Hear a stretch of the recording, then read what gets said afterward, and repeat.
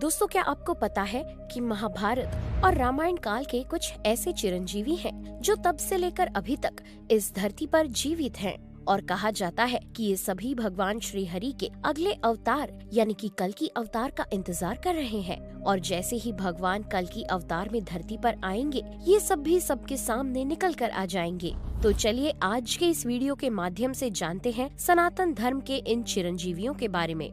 दोस्तों, सनातन धर्म ग्रंथों में एक श्लोक दिया गया है जिसमें इन चिरंजीवियों के नाम दिए हुए हैं और इसी से इनके बारे में हमें जानकारी मिली है कि ये सभी अभी तक इस पृथ्वी पर जीवित हैं। दोस्तों, ये श्लोक कुछ इस प्रकार है। अश्वत्थामा बलिर्व्यासो हनुमानश्च विभीषणः कृपः परशुरामश्च सप्तैते चिरंजीविनः। इस श्लोक में अश्वत्थामा, महाबली, वेदव्यास, हनुमान, विभीषण, कृपाचार्य और परशुराम जी के चिरंजीवी होने की बात कही गई है।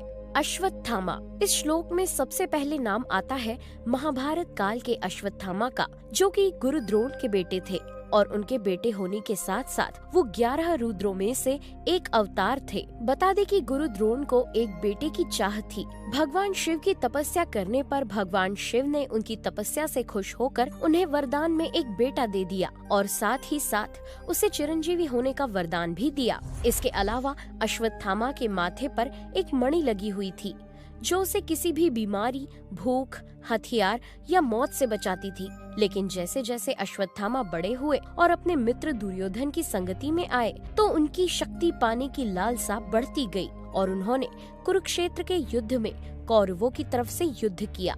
युद्ध करते हुए अश्वत्थामा ने इतनी सारी गलतियां कर दी कि भगवान श्री कृष्ण ने अश्वत्थामा के माथे का मणि छीन लिया और उन्हें कल्पांत तक भटकने का श्राप तक दे दिया। इतना ही नहीं बल्कि उन्हें ये भी श्राप दिया गया था कि उनके शरीर से खून और पस की धार लगी रहेंगी। उनके माथे का जख्म कभी नहीं भरेगा और कोई भी उनके नजदीक उनकी मदद करने के लिए नहीं आएगा। वैसे दोस्तों, इस सब में हैरान कर देने वाली बात ये है कि कई लोगों ने उन्हें मध्य प्रदेश के असीरगढ़ के किले में देखने का दावा किया है। और इतना ही नहीं बल्कि मध्य प्रदेश के एक डॉक्टर ने दावा किया है कि कुछ समय पहले एक व्यक्ति उनके क्लिनिक पर आया था जिसके शरीर पर कई घाव थे और उसके माथे पर ठीक बीच में एक गहरा घाव था जो कई प्रकार के इलाज करने के बाद भी ठीक नहीं हो रहा था। और जब डॉक्टर ने मजाक में उस व्यक्ति से कहा कि कहीं वो महाभारत के अश्वत्थामा तो नहीं, और तभी से वो व्यक्ति वहाँ से गायब हो गया।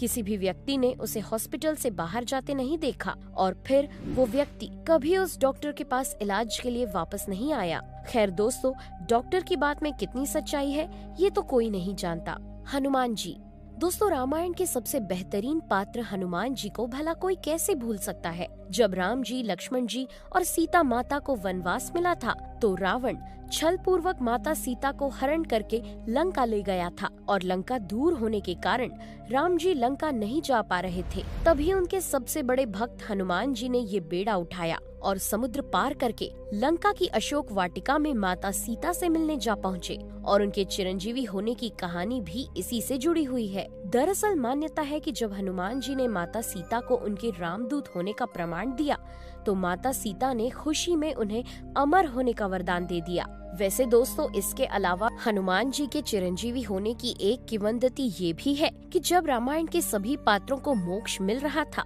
तभी स्वयं हनुमान जी ने देवों से प्रार्थना की थी कि जब तक धरती पर राम जी का नाम रहेगा तब तक उन्हें भी उस धरती पर रहने का वरदान प्राप्त हो। और देवताओं ने उनकी भक्ति को देखकर उन्हें चिरंजीवी होने का वरदान दे दिया था और तब से लेकर अभी तक हनुमान जी जीवित हैं। और कहा जाता है कि जब भी कोई भक्त सच्चे मन से भगवान श्री राम के नाम का जाप करता है तो हनुमान जी भी वहाँ पहुँच जाते हैं।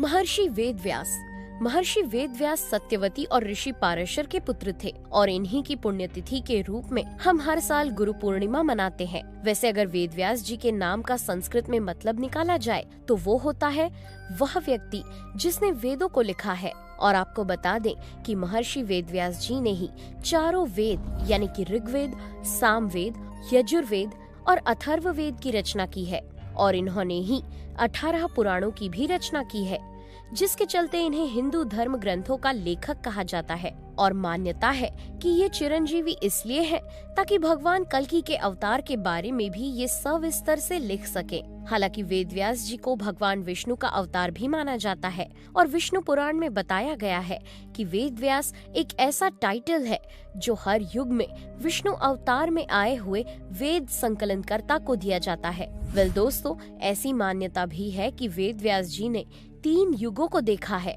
दरअसल जब उनका जन्म हुआ तब त्रेता युग का अंतिम समय चल रहा था। उसके बाद पूरा द्वापर युग उन्होंने देखा और अंत में कुछ समय शुरुआती कलयुग में भी बिताया। लेकिन उसके बाद वो कहाँ गए ये किसी को नहीं पता। हालांकि आज भी लोगों का कहना है कि कलयुग में बढ़ते पाप और हिंसा के चलते उन्होंने इस सबसे दूर नॉर्दर्न इंडिया के एक छोटे से गाँव में रहना शुरू कर दिया और अभी तक वे वहीं रह रहे हैं। विभीषण रामायण के एक ऐसे पात्र हैं जिन्होंने अपने भाई रावण के विरुद्ध जाकर भगवान श्री राम का साथ दिया था और उन्हें रावण के मरने का राज बताया था। इन्हें नैतिकता और धार्मिकता बनाए रखने और पूरे विश्व को धर्म का मार्गदर्शन करने के लिए चिरंजीवी होने का वरदान प्राप्त हुआ था। वैसे रामायण काल के बाद महाभारत काल में भी इनके जीवित होने का प्रमाण हमें तब मिलता है जब युधिष्ठिर के राजश्री यज्ञ के दौरान सहदेव विभीषण जी से मिले थे और उन्हें कुछ उपहार भी भेंट किया था। वैसे जब विभीषण जी द्वापर युग तक जीवित थे तो कलयुग में भी जीवित हो सकते हैं। परशुराम जी को भगवान विष्णु के छठे अवतार के रूप में जाना जाता है। ये ऋषि जमदग्नि और रेणुका के पुत्र थे। इनको न्याय का देवता माना जाता है। परशुराम अपने माता पिता के आज्ञाकारी पुत्र थे और एक दिन जब इनके पिता जमदग्नि ने क्रोध में आकर परशुराम जी को अपनी माता का वध करने के लिए कहा तो परशुराम जी ने एक भी क्षण व्यर्थ किए हुए तुरंत अपने फरसे से अपनी माता का मस्तिष्क काट डाला और इसके बाद महर्षि जमदग्नि का क्रोध शांत हो गया और उन्होंने परशुराम जी को कोई भी वरदान मांगने को कहा। तब परशुराम जी ने अपने पिता से मांगा कि मैं बड़ी आयु प्राप्त करूं और युद्ध में मेरे सामने लड़ने का साहस किसी के पास न हो और कोई भी मुझे मार न पाए। उनके पिता ने उन्हें यही वरदान दिया और मान्यता है कि महाभारत से लेकर अभी कलयुग तक उनका निवास महेंद्र पर्वत पर ही है। महाबली दोस्तों, असुरों के राजा बलि के पास अपार शक्तियाँ थीं। ये त्रिलोक के राजा भी हैं। कालांतर में जब महाबली अंतिम अश्वमेघ यज्ञ का समापन कर रहे थे तब उनकी शक्तियों को बढ़ता देख भगवान इंद्र ने परेशान होकर भगवान विष्णु से बलि को रोकने के लिए कहा और फिर भगवान विष्णु दान के लिए वामन रूप में ब्राह्मण वेश धारण करके बलि के पास आए और 3 पग भूमि की भिक्षा मांगी और वामन अवतार का आकार देखकर महाबली ने तुरंत भूमि देने के लिए हाँ कर दिया। और फिर क्या था, भगवान विष्णु ने अपना आकार बड़ा किया और एक पग में पूरे भूमंडल को नाप लिया और दूसरे में स्वर्ग को नाप लिया और जब तीसरे पग के लिए महाबली से पूछा गया तो उसने अपना सिर भगवान के चरणों में रख दिया। इससे खुश होकर भगवान विष्णु ने महाबली को चिरंजीवी होने का वरदान दे दिया। कृपाचार्य महाभारत के एक और महत्वपूर्ण पात्र का नाम है कृपाचार्य, जो कौरवों और पांडवों के कुल गुरु थे और इनका विवाह द्रोणाचार्य की बहन से हुआ था, इसलिए ये अश्वत्थामा के मामा लगते हैं। अब क्योंकि वो किसी भी तरह के भेदभाव को पसंद नहीं करते थे और इसी को देखकर ऐसा माना जाता है कि भगवान कृष्ण ने उन्हें चिरंजीवी होने का वरदान दिया था। हालांकि कृपाचार्य जी को ये मालूम था कि महाभारत के युद्ध में कौरवों की हार निश्चित है, लेकिन तब उन्होंने अश्वत्थामा की तरह कुरुक्षेत्र के युद्ध में कौरवों का साथ दिया था और अपने कर्तव्य को निभाया था, लेकिन आज भी वो इस धरती पर जीवित हैं। तो दोस्तों, कैसा लगा आपको हमारा आज का ये वीडियो, हमें कमेंट करके जरूर बताइए। और हाँ, जाते जाते इस वीडियो को लाइक और चैनल को सब्सक्राइब जरूर कीजिएगा। Thanks for watching.